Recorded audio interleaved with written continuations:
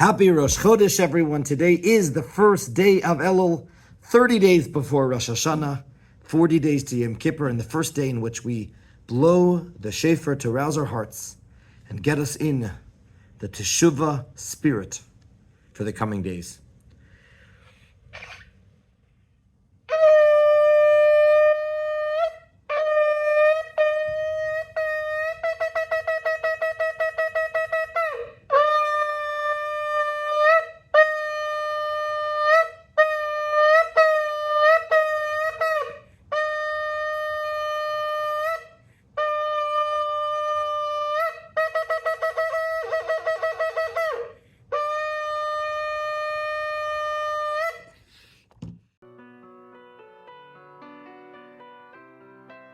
Shofar blasts happened many times throughout Jewish history, including famous moments like the giving of the Torah, but perhaps the most moving shofar is yet to come. The prophets tell us, "V'haya b'yom hahu," it will be on that day, "Yitaka b'shofar gadol," a great shofar will be sounded, not just any shofar, but shofar gadol, a great shofar. Uvoyu ha'oivdim me'eretz Asher, V'hanidachim eretz Mitzrayim, and then those that are lost will return from Assyria. Those that have been abandoned will come back from Egypt. V'hishtachavu b'harakodesh b'Yerushalayim, and they will return to Jerusalem together with the rest of the Jewish people and prostrate themselves on the Temple Mount.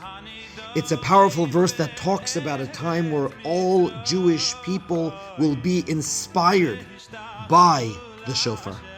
Jewish mysticism says that the regular shofar of today inspires Jews that have somewhat of a relationship to Judaism, to Torah, and therefore all they need is the regular shofar to get them in the high holiday spirit, to draw them a little bit closer to Hashem, because it is something that is already on their radar.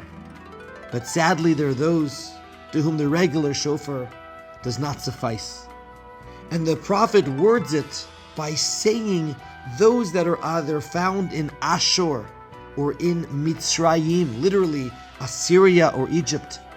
But symbolically, Ashur is related to Ashir, richness, materialism, those that are so caught up in the physical lives that they sadly do not have the spiritual sensitivity to be touched by the regular shofar, and it will only be the shofar gadol of futuristic times that will impact them, or those that are in Mitzrayim, symbolically referring to those who tragedies, misfortunes have happened to them to the point that they were crushed. They just are not receptive to the regular shofar. And yet, in a day yet to come, there will be this shofar gadol that will be so powerful that every single Jew will return to Jerusalem and return to their Judaism.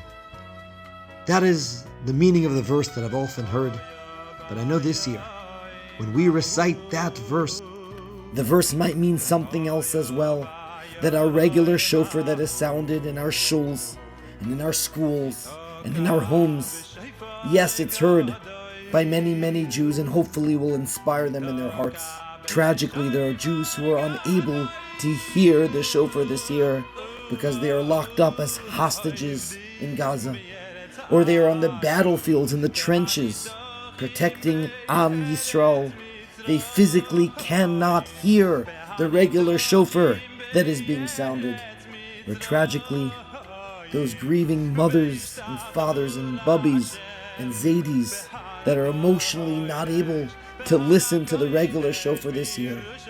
As we say these words, Yitaka b'shofar gadol, we're crying out to Hashem that this should be the year where the great shofar is sounded, the shofar that will inspire, uplift, and bring back every single Jew, and ushering in a world of redemption, of healing, of only joy, a place where there will be no war, no evil, no death.